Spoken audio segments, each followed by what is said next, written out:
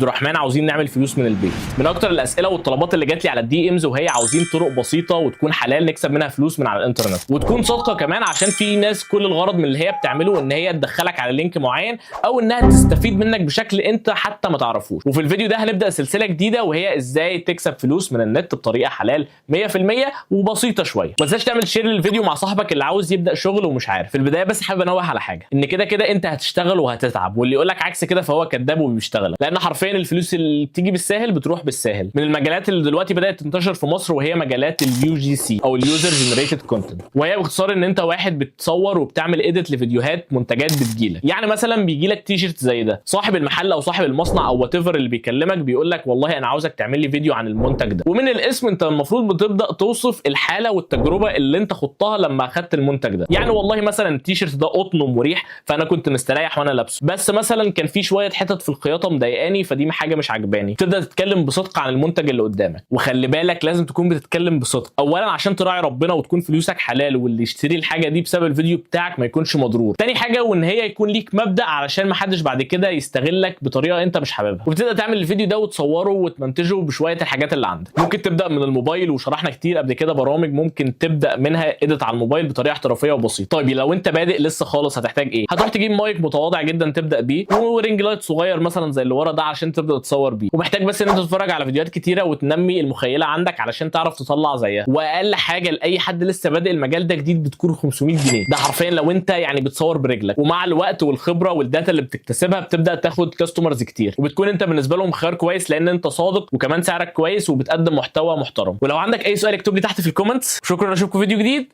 السلام عليكم.